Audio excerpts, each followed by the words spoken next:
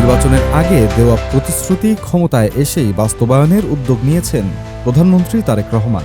দেশের রাজনৈতিক অঙ্গনে এখন আলোচনার কেন্দ্রবিন্দু ফ্যামিলি কার্ড।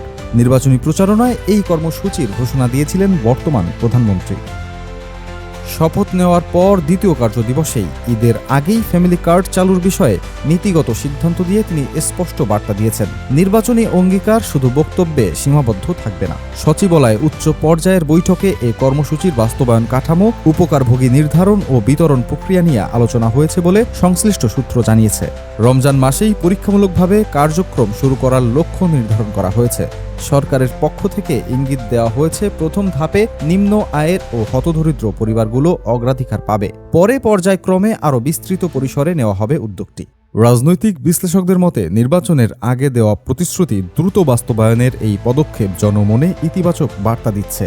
দীর্ঘদিন ধরে দেশে একটি ধারণা তৈরি হয়েছিল, নির্বাচনী ইশতেহার মানেই কাগজে অঙ্গীকার। নতুন সরকার সেই ধারণা পাল্টাতে চায় বলেই মনে করছেন পর্যবেক্ষকরা। শপথের মাত্র দুদিনের মাথায় এমন সিদ্ধান্তকে তারা দেখছেন অগ্রাধিকার নির্ধারণের স্পষ্ট ইঙ্গিত হিসেবে। ফ্যামিলি কার্ড নিয়ে মানুষের আগ্রহ কম নয়। সামাজিক যোগাযোগ মাধ্যমে, পাড়া মহল্লায় কিংবা বাজার সবখানেই আলোচনায় এই কর্মসূচি। কারা পাবেন, কিভাবে পাওয়া যাবে, কি ধরনের সুবিধা থাকবে, এই প্রশ্নই এখন ঘুরপাক খাচ্ছে সাধারণ মানুষের মধ্যে।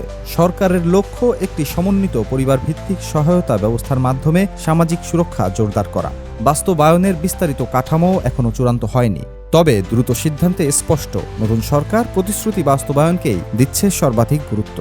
এখন দেখার বিষয় ঘোষণার গতি ও বাস্তবায়নের গতির সঙ্গে কতটা সামঞ্জস্যপূর্ণ হয়। তবে শুরুটা বলছে প্রতিশ্রুতি পূরণে দৃশ্যমান পদক্ষেপ নিতে প্রস্তুত সরকার। ডেস্ক রিপোর্ট, ডিও নিউজ।